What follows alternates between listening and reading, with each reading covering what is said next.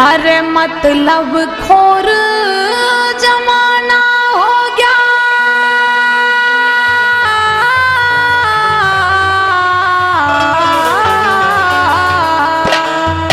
हेरे मतलब खोर जमाना हो गया।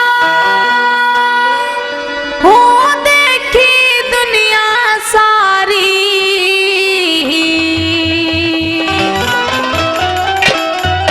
अरे ना कोई सच्चा मीत आज मतलब की रहेगी यारी, ना कोई सच्चा मीत आज मतलब की रहेगी यारी।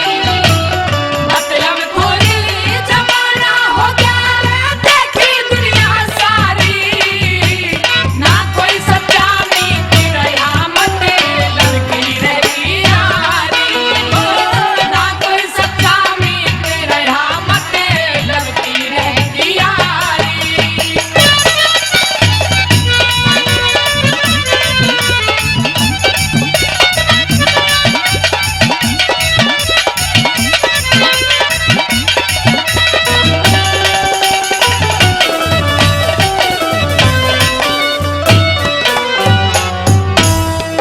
मतलब हो जब नीची देखे, मतलब हो जब नीची देखे, घुस जाते ये आके, पूरा अपनापन दिखलावे, मीठी बात बना के, पूरा अपनापन दिखलावे, मीठी बात बना के।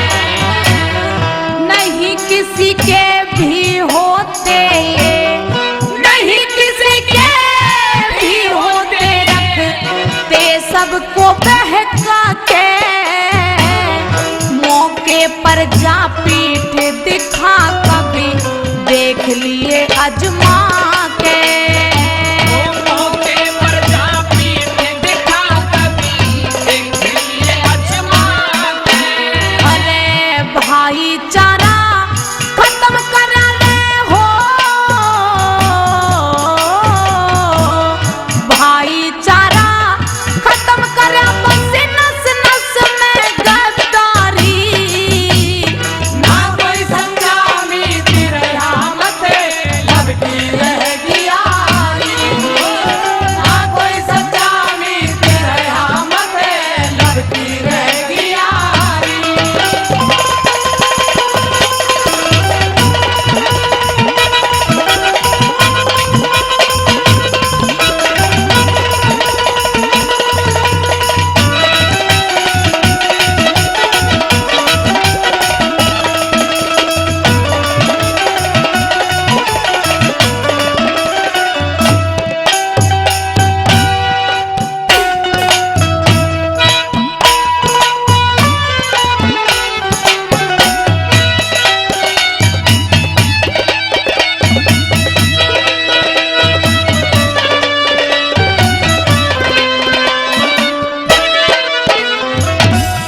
मतलब खातर भाई हो से, मतलब खातर भाई हो से, चाचा कह के बोले, छोड़े अपना काम यार के, आगे पीछे डोले, छोड़े अपना काम यार के, आगे पीछे डोले, मन में रखे गांठ और मुंह, मन में रखे गांठ और मुंह, से मिस्री सी घोले, जिसमें अपना काम बने ये वो ही बात टटोले, जिसमें अपना काम बने ये वो ही बात टटोले। पुरुष स्वार्थ को भूल गए रे हो,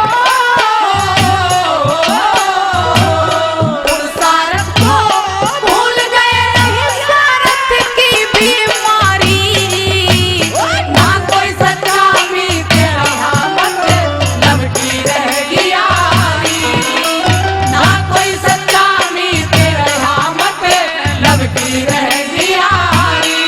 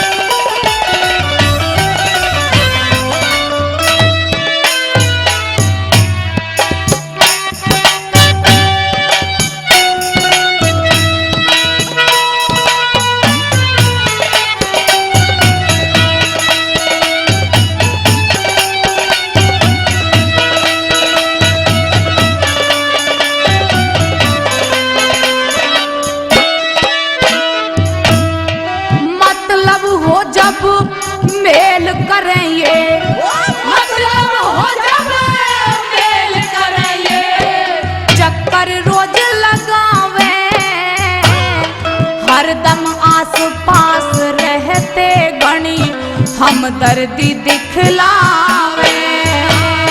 हरदम आस पास रहते गणी हम दर्दी दिखलावे।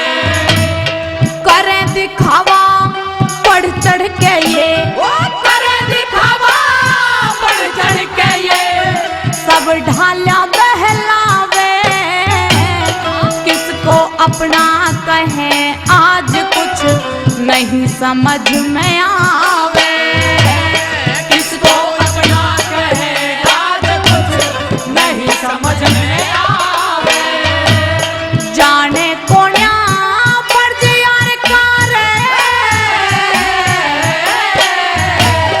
जाने कोन्या फर्ज यार का तके पराई नारी। ना कोई सच्चा मीत रहमत लब की रहेगी यारी। ना कोई सच्चा मीत रहमत लब की रहेगी यारी।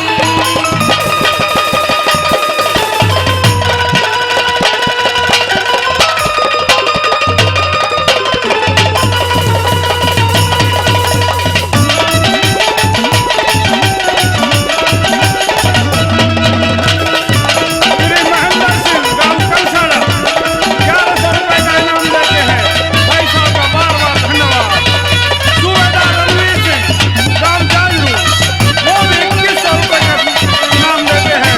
सूबेदार साहब का बार बार धन्यवाद करते हैं।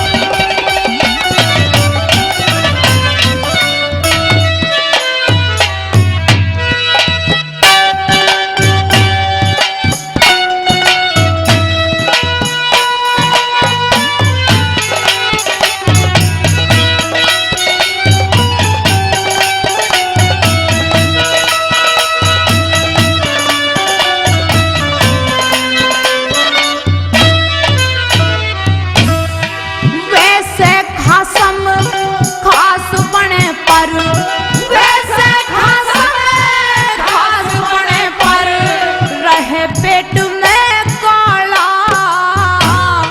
यहाँ की वहाँ लगा देते ये करते गड़बड़ जाला।